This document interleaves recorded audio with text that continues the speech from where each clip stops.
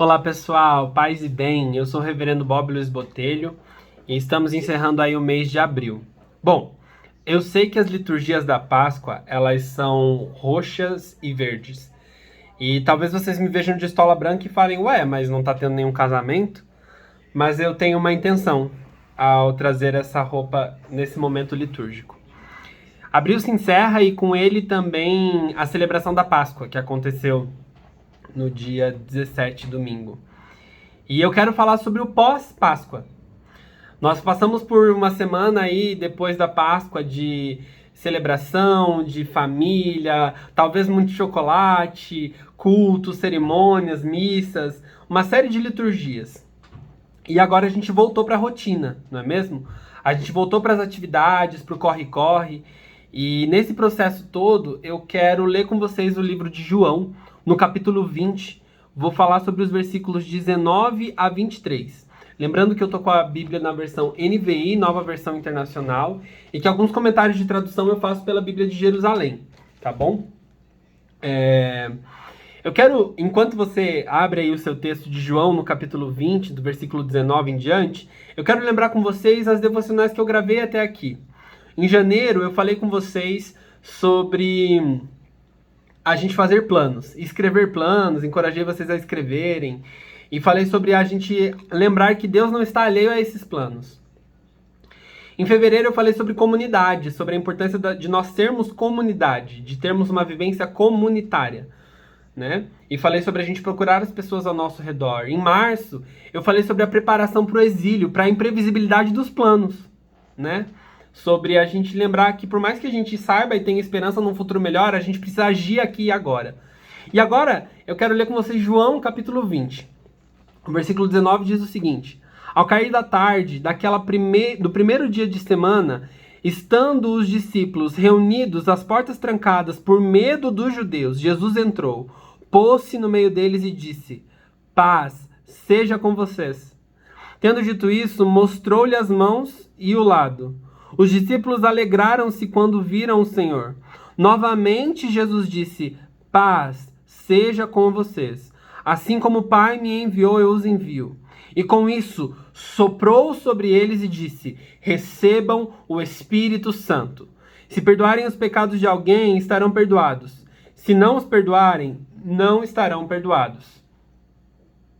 Eu fico pensando sobre esse texto, porque os discípulos eles estavam escondidos por conta do medo que eles tinham do povo judeu ao redor. A gente lembra sempre da Páscoa como a morte e a vitória de Jesus sobre a morte no terceiro dia. E aí a gente esquece que logo depois disso, o contexto foi um contexto de muito, muito desespero. Porque Jesus venceu a morte, ressuscitou, mas depois disso ficou sumido.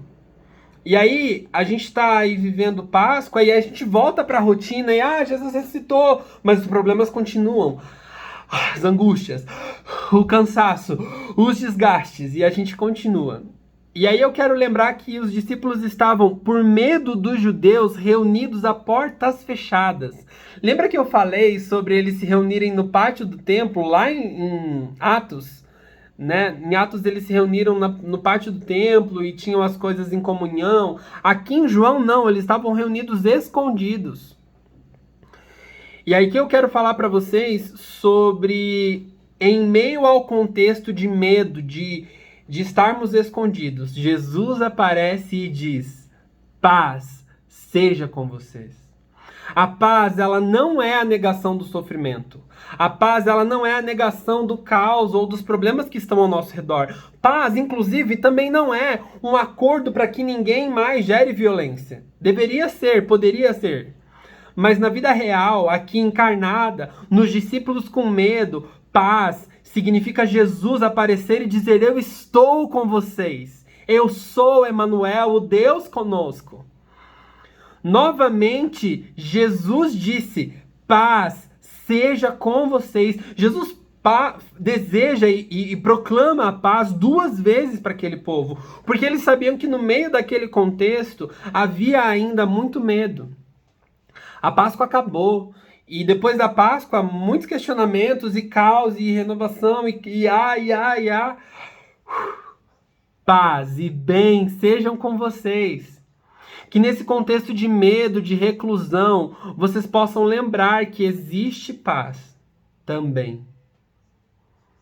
Jesus depois, inclusive, sopra sobre eles e diz: recebam o Espírito Santo, o Espírito da verdade, de João 14, que o mundo não pode receber e que habita em nós. Recebam esse Espírito, recebam a força para lidar com os desafios, recebam a estrutura para lidarem com os sofrimentos, recebam o Espírito que vai fazer vocês se unirem e se manterem unidos no meio do desafio.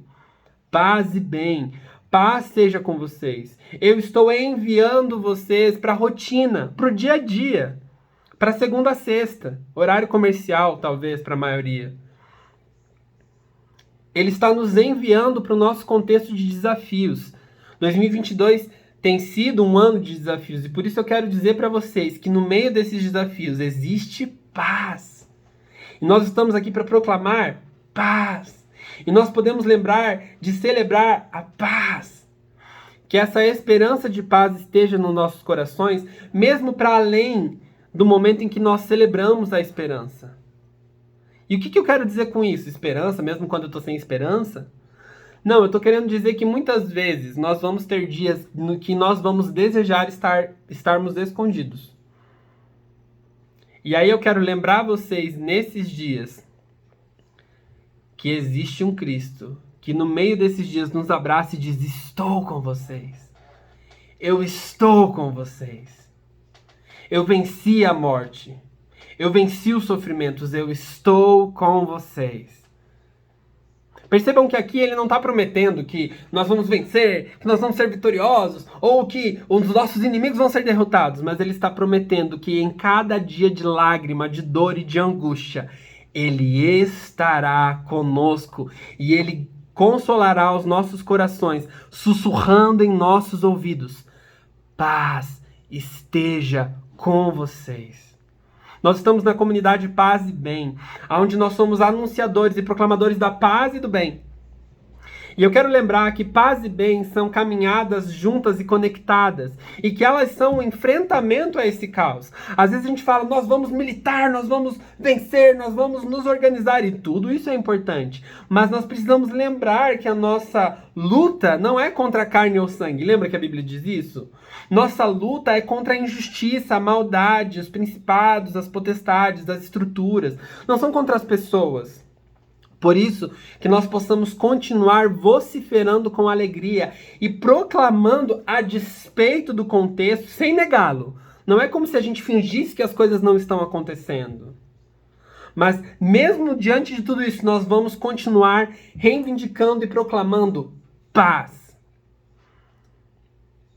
Talvez você esteja reunido com uma comunidade a portas fechadas. Ou não. Talvez a sua vida esteja ótima e eu quero te convidar a olhar ao seu redor e ver quem são as pessoas que você precisa proclamar paz. Quem são os abraços, mesmo com as questões sanitárias e de cuidados de distanciamento, que você precisa fazer. Quem são as ligações?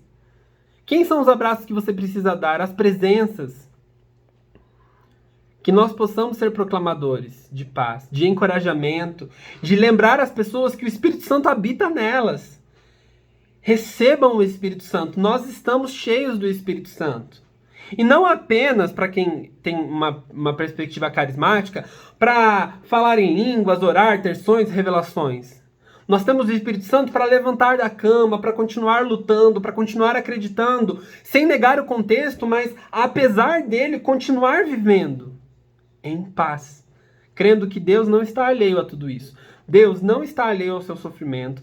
Deus não está alheio a tudo que você tem vivido. Ele venceu a morte e ele promete que enquanto as coisas não se resolverem, ele estará ao seu lado gritando: paz seja com você. Que Deus nos abençoe. Paz e bem a todo mundo.